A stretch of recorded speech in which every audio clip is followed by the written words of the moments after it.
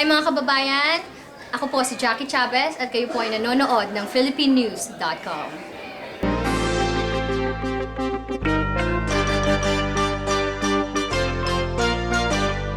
Actually, a lot of guys, I like to keep my career on the down low. Remember, I fight about 3 or 4 fights out of Panama, or maybe 5 or 6 fights out of Panama. A lot of guys doesn't really know me in the public. They're just getting first time on HBO.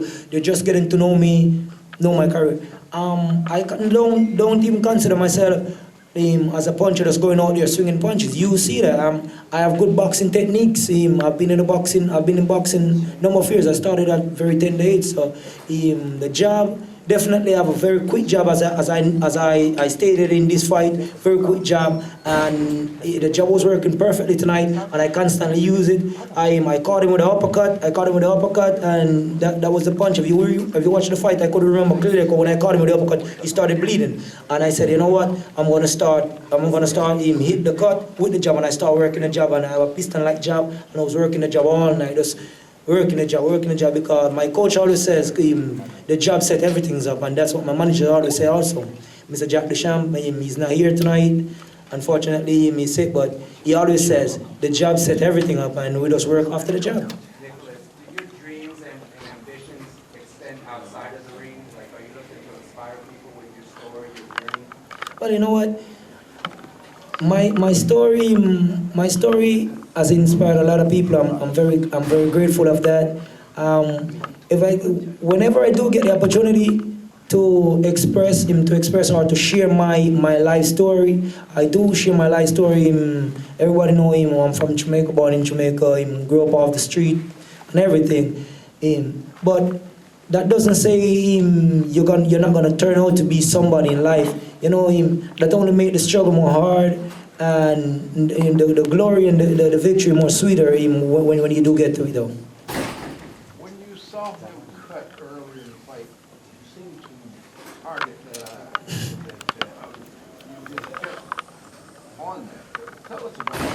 Well, actually, when he got cut, it wasn't off an headbutt or an elbow. It was a clear uppercut that I caught him with. So I constantly go for the cut. And I knew that if I can hit that target, if I can hit the cut round after round, it's gonna be a problem to me. You have to start thinking about the cut, started covering up. So he's not gonna have the time enough to really think about maybe hitting me with certain combination. But you have a lot of problem with the cut, and with me going him for that cut, he would have a lot of problem. I knew that he was gonna have a lot of problem fighting me tonight. I know he was gonna have a lot of problem, because I got myself in tip-top shape and condition for this fight. Cause I knew that I was gonna fight an excellent fighter, and if it's gonna be on HBO, why not make it a big show? You don't have a market, but it's not a stretch. I mean, tell us, how does that feel?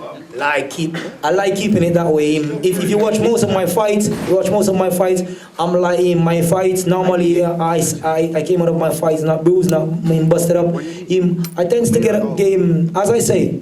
If you listen to my interviews that I gave before, I always say that there is a way to knock guys out. There's always a way, and I'm gonna find a way. Whoever, that's a statement to all my opponents that I'm gonna fight, the next guys that I'm gonna fight. They need to know that fighting me, there's always a way, and I'm gonna find a way. Congratulations on it. Thank you very much.